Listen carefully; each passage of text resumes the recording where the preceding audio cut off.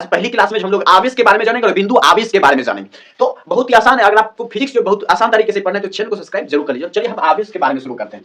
तो आवेश के लिए जो आपको बस एक पॉइंट याद रखना है, एक जो थ्योरी याद रखना है और आवेश की परिभाषा आपसे बन जाएगी। और थ्योरी ये है कि जिस तरह पानी के बिना जो नदी नहीं बन सकती, जिस तरह पानी के बिना नदी नहीं बन सकती, उसी तरह आवेश के बिना बिजली नहीं बन सकती। बस ये पॉइंट आपको याद रखना है कि जिस तरह नदी के बिना जो जिस तरह पानी के बिना नदी नहीं बन सकती, उसी तरह जो है आवेश के बिना बिजली नहीं बन सकती। बस इसी पर जो आवेश की परिभाषा निर्भर करती है। यानी पानी ना हो तो क्या नदी बनेगी? अगर पानी ही ना हो इस दुनिया में तो नदी नहीं बनेगी। उसी तरह अगर आवेश ना हो तो बिजली नहीं बनेगी। बिजली यानी जो हम जो घर में जो बॉल यूज करते हैं, मोबाइल यूज करते हैं, इस सब चीजों के चलने के लिए, जितना भी आप इलेक्ट्रॉनिक सामान यूज करते हैं, उसके चलने के लिए क्या जरूरी है? तो बिजली जरूरी है। क्या जरूरी है? बिजली जरूरी है। और बिजली को फिजिक्स के शुद्ध भाषा में बोलते हैं विद्युत। क्या बोलते हैं? विद्युत बोलते हैं। क्या बोलते हैं? विद्युत। विद्युत बोलते हैं फिजिक्स शुद्ध भाषा में। और जो है ये ठेठ भाषा है बिजली। तो आवेश जो है आप परिभाषा बना सकते हैं कि एक कारण जब हम किसी वस्तु का जो एक कारण बनाते हैं तो कारण के अनुसार हम उसको परिभाषित कर सकते हैं। जैसे अभी हम करने वाले हैं कि किसी वस्तु में जो विद्युतीय गुण आता है किसके कारण होता है? आवेश के कारण। तब इसकी परिभाषा बन जाएगी कि किसी भी वस्तु का वह गुण जिसके कारण किसी भी वस्तु में बिजली वाला गुण आ जाता है या जिसके कारण किसी भी वस्तु में विद्युतीय गुण आ जाता है, वह उस वस्तु का आवेश कहलाता है। तो परिभाषा क्या बने कि किसी भी वस्तु का वह गुण जिसके कारण किसी भी वस्तु में विद्युतीय गुण आ जाता है, वह उस वस्तु का आवेश कहलाता है। ये परिभाषा हो गई आवेश की। अब चलते हैं आवेश के बाद समझना है हमें बिंदु आवेश को। किसको समझना है? बिंदु आवेश को समझना है। बिंदु आवेश। अब बिंदु आवेश को हम लोग बड़ी आसानी से समझ लेते हैं कि आवेश जो है, देखिए मान लीजिए आवेश गोल होता है। आवेश क्या होता है? गोल होता है। तो आप गोला इतना साइज का भी बना सकते हैं, इतना साइज का भी बना सकते हैं, फिर इतना साइज का भी आप बना सकते हैं और इतना साइज का भी आप बना सकते हैं। और हम जो इतना साइज का भी बना सकते हैं, हमने बना दिया, लेकिन हमने तो पूरा एक आवेश का ही पिक्चर बनाने में हमने पूरा ब्लैक बोर्ड व्हाइट बोर्ड छेक लिया। अब जब इसको परिभाषित काम करेंगे, इसके बारे में लिखेंगे कहां पे? इसको जो बेहतर तरीके से समझने के लिए, जो समझाने के लिए हम प्रदर्शन कैसे करेंगे आवेश का। तो इसलिए जो आप बनाने का तो हम कितना भी बड़ा बना सकते हैं, लेकिन इसको बेहतर तरीके से जो समझाने के लिए, बेहतर तरीके से प्रदर्शन के लिए हम इसे बिंदु के रूप में मानते हैं। देखिए आवेश इतनी सा हो गया। अब बाकी जो इतना जो जगह बचा, आप इसमें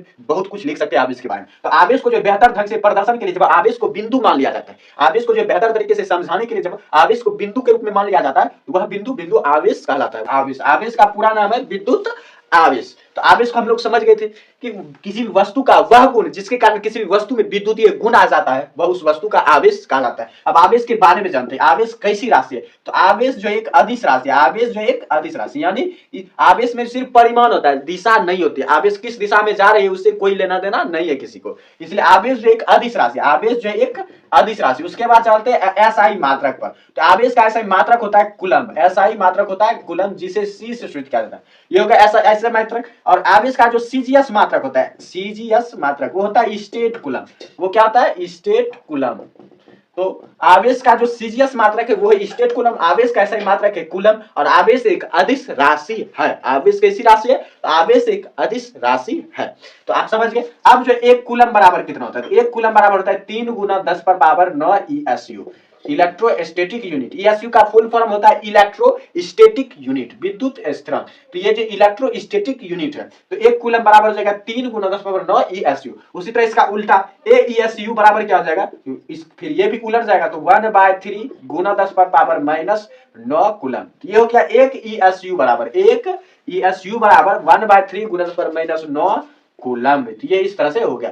ये है विद्युत आवेश के बारे में आप लोग बेहतर तरीके से समझ गए। आवेश तो आप पहले ही समझ चुके कि जिस तरह नदी के बिना, जिस तरह पानी के बिना नदी नहीं बन सकती, जिस तरह पानी के बिना नदी नहीं बनेगी, उसी तरह आवेश के बिना बिजली नहीं बनेगी। उसी तरह आवेश के बिना जो बिजली या विद्युत नहीं बनेगी। बस ये फॉर्मूला याद रखेंगे तो आप विद्युत आवेश की परिभाषा आसानी से बना सकते हैं कि किसी वस्तु का वह गुण जिसके कारण उस वस्तु में बिजली वाला गुण या विद्युतीय गुण आ जाता है, वह उस वस्तु का आवेश कहलाता है। तो इस तरह से आप आवेश की परिभाषा दे सकते हैं। बिंदु आवेश क्या हो जाएगा? आवेश को जब हम बिंदु के रूप में दर्शाते हैं तो वो बिंदु आवेश हो जाता है, वो हो जाता है बिंदु आवेश।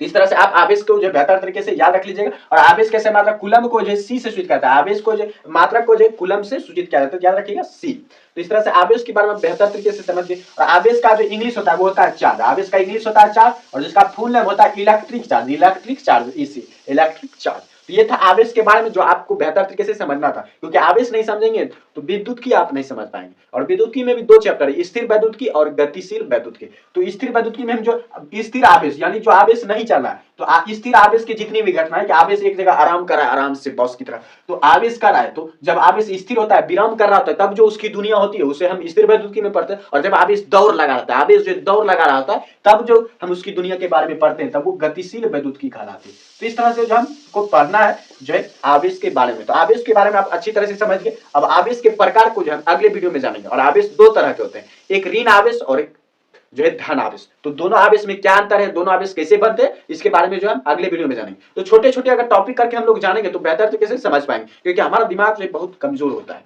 और इसे जो है उतना ही खाना चाहिए जितना पच जाए।